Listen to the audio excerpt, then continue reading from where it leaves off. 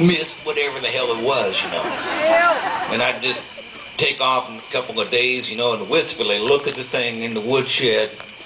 And finally, about last summer, I guess, a year ago, I finally get home, and there was a couple of weeks off, and the weather was just perfect, you know, and I get on the bike, you know, and Abe comes over and says, "Hey, Pop, your plate's expired, man."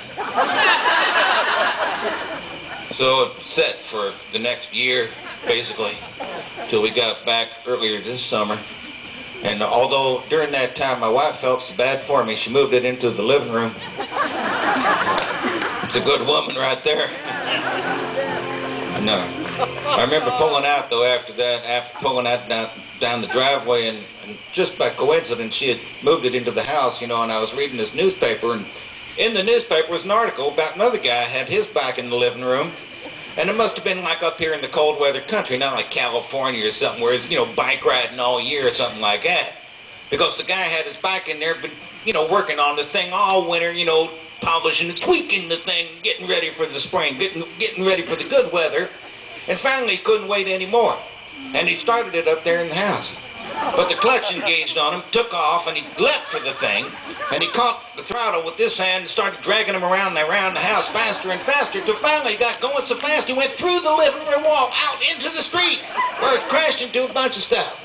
Now the guy's laying on the pavement, busted bones and stuff. The bike was sailing down the road or something. The wife calls for the ambulance. The paramedics come. They pick him up, haul him off to the hospital. She's been sitting there for hours thinking, well, might as well clean up.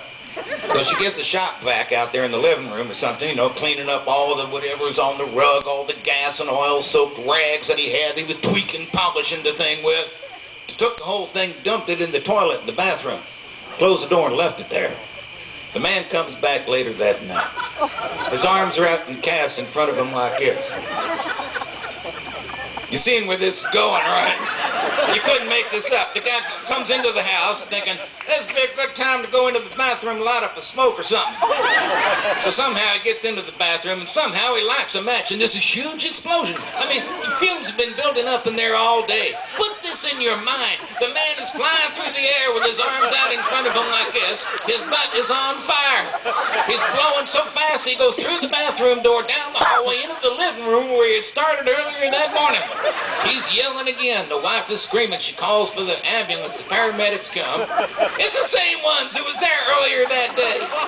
They're laughing so hard as they haul him off in the stretcher that they trip and drop him on the pavement before they get to the ambulance where he breaks more stuff. This song is for that guy.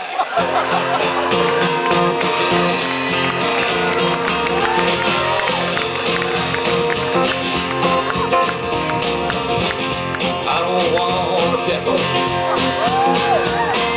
just want to ride on my motorcycle.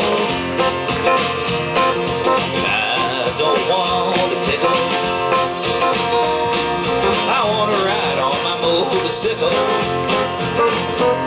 And I don't want to die, just want to ride on my motorcycle.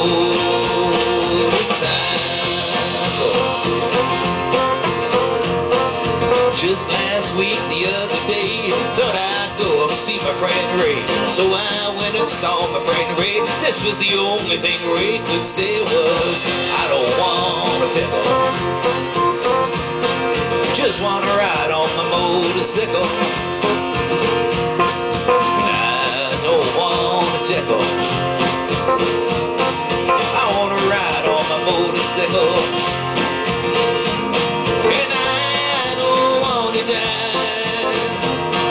Just want to ride on my motorcycle.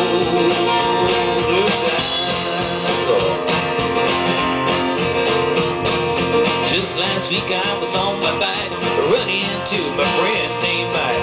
Running into my friend named Mike. Mike no longer has a bike, but he cries, I don't want a pickle,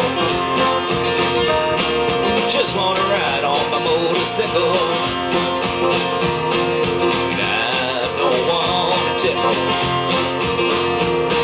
I want to ride on my motorcycle, and I don't want to die, just want to ride on my motorcycle.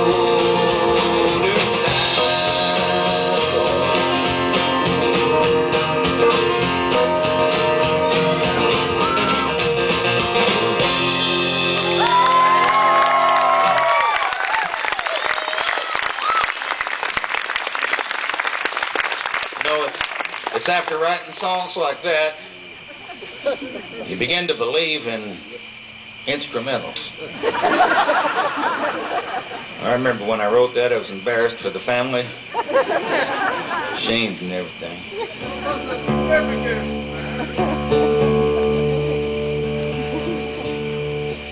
For me, songs are like kids. You don't know if they're any good till you try them on other people.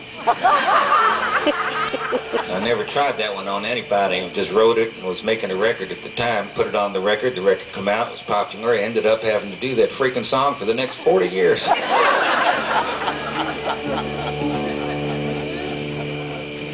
anyway, here's a little tune I wrote for some friends. I was over in Hawaii one time about